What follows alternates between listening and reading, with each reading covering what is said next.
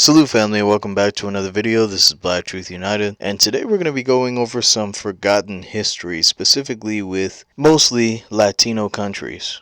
And the term we're going to be examining today is called Gracias Al Sacar.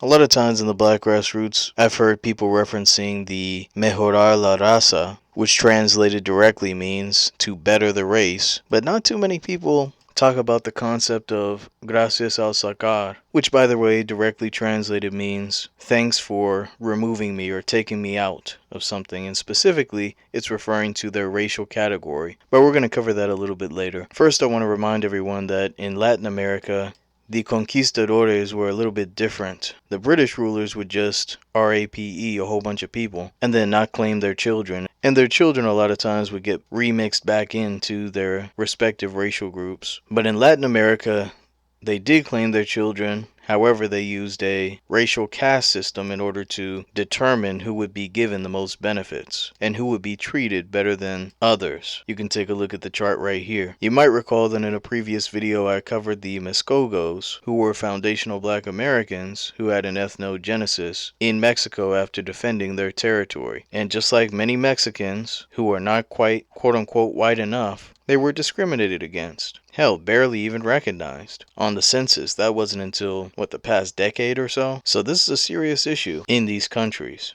Mistreating people based on race / lineage / nation, etc., etc. Now, because there were so many quote-unquote mulattoes or mixed race people, there's no way a small ruling class of quote-unquote pure white people could stand to rule all the rest of the racial groups. So what they actually did to fix this problem is they created a system called Gracias Al Sacar, which allowed people to buy their way into whiteness, and this is well documented. And while this system mainly benefited those who had cash, it also prevented the other racial groups from amassing power, because if any of them did become wealthy, they would simply buy themselves into the ruling class, essentially turning their back on their real racial group, which would be left discriminated against, unable to buy land, etc., etc. In other words, they sold out the rest of their people because they themselves received an individual benefit. Sound familiar? And of course, this is just one of the many things that was used to control the various ethnic groups in Latin America, but it was a significant thing, which kept the racial order in check. Let me show you this right here. Yes, you're reading this correctly. Purchasing Whiteness. There's even a book on this. And I know my audience is intelligent, so for those who are newcomers, on almost every screenshot that I do of a web page, I intentionally leave the URL at the top so that you can do your own research. But anyway, this article coupled with the book will give you a good understanding of this history. Now, of course, in the beginning, it talks about how in the English colonies, it was impossible for one to buy whiteness. However, in the Spanish colonies, it was common practice. Let's get into this. By 1795, the Spanish crown had institutionalized the purchase of whiteness through a process called Gracias Al Sacar. An elite cohort of pardos and mulattoes could apply and pay for a decree that converted them to whites. Yes, family, this is the real history, which they don't want you to know about. In 1796, merchant Julian Venezuela bought a decree from the king and council of the Indies that dispensed his status as a pardo. So keep this in mind when you hear about a lot of these quote-unquote Latin rulers who white supremacists like to say were all white. Many times, just like with the case of Vicente Guerrero, their strong leaders, if you were just looking at their features, would be classified as black here in the US. Now, some of you may be asking, how is this possible? How do you have a dark-skinned person who's clearly not white by any stretch of the imagination being classified as white simply through a payment? And the fact of the matter is, just as Elder Neely Fuller said in his compensatory counter-racist code book, the classification of white comes down to nothing more than I'm white and I say so. This is how he defined it. White people are people who are white, who classify themselves as white, who have been classified as white by other people classified as white, who have been accepted as white, and who function as white in all areas of activity. In other words, if fellow white people, who may at one point not have been classified as white themselves, such as the Irish, such as the Italians, etc., etc., now say, okay, you're classified as white, then you're white. It's I'm white and I say so. That's what it comes down to. So yes, it's very possible for this to be the case. Let's move on. This is at Stanford University. For the dispensation of the quality of pardo, 500 reales. For those who don't know, that's a currency in Brazil. For the dispensation of the quality of quinteron, 800 reales. This is the cost that people would pay in Latin America in order to be classified as white. And after fighting with AI for a little bit, it finally gave me the real conversion of this into US dollars, adjusting for inflation, and it came out to about $6,250 up to $10,000 in today's currency, which on a side note is close to the amount that immigrants pay to get immigration paperwork after their legal fees are factored in. So just a quick side note. And most of the people who come over, East Indians, even dark-skinned Arabs, classify themselves as white on their paperwork. Asians, almost everyone. So in a way, just like in times of old, people are purchasing their whiteness here in the US. And really more than the status, the classification of white gives you access to a lot of opportunities. I, like many of you, love listening to Professor Black Truth, and a lot of people quote him on power tools and other phrases that he uses, but I think one of the most impactful, most powerful statements that he's come up with is this: that white supremacy is simply a system of goodies, giveaways, and guarantees. Of course, this is derived from our elder Neely Fuller. But think about it. If you're paying to be classified as white, you're not doing that just because. You're not doing that to throw away $6,000 to $10,000 in today's money. You're doing that because there are tangibles attached. Authority, contracts, positions, land ownership, specialty programs, tax breaks, off-the-book benefits, lack of regulation and oversight. The list goes on and on.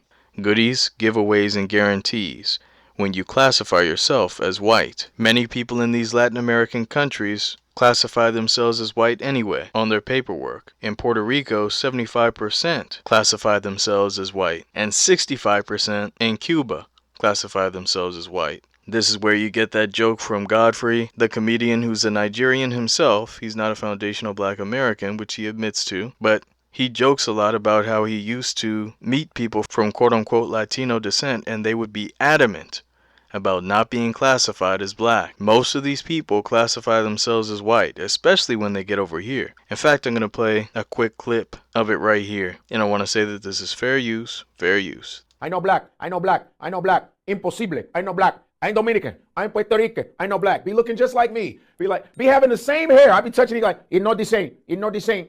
It's not the same, papi. It's not the same. They try to salsa that shit off. I be like, no, it's not the same. I know black. Negro, nunca, nunca. I know, no, nunca. I know black. I'm like, no, you black. No, no, no. I know black. Dominica. I go, I know, but you're black. No, no, no, papi. I know black.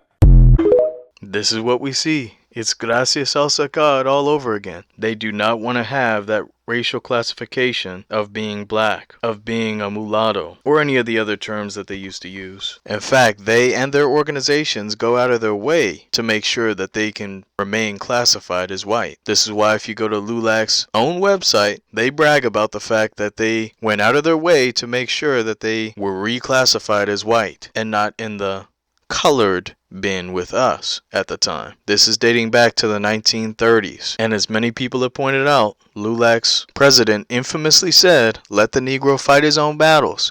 His problems are not mine. I don't want to ally with him." These people do not want to ally with us unless there's something in it for them. You see, when there are benefits on the table, all of a sudden, I'm a minority too. I'm oppressed. All of a sudden the accents come out and the boo-hoo, feel bad for me sob stories come out. We are all in this together. But as soon as they get their cash, as soon as they get whatever benefit it may be from aligning with us and they've cashed out, they go back to their status as white, oppressing us and discriminating against us. In some extreme cases, just like with the leader of LULAC, that Tijerina guy, he owns some restaurants and he specifically hung whites only signs up at his restaurants. And let me read right here. Tijerina and others like him clearly hope that by drawing sharp distinctions between themselves and blacks, Mexican Americans might pull themselves into an alliance with the whites. This has been their strategy all along, to undermine foundational Black Americans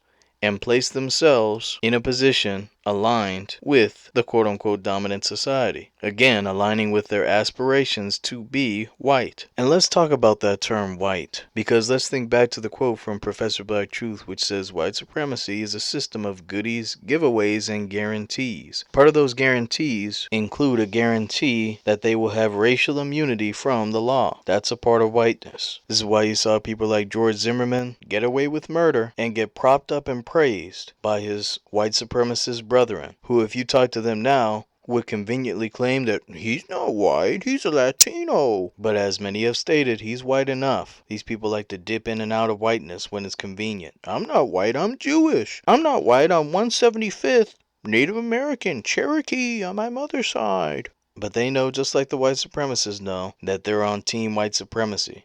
And George Zimmerman is not the only one. There have been many police officers and public officials who are quote-unquote Latinos who have been exposed as being completely and utterly aligned with our destruction in favor of white supremacists. The LA council woman, the police officers who were roughing up the NFL player recently at a traffic stop, plenty of instances.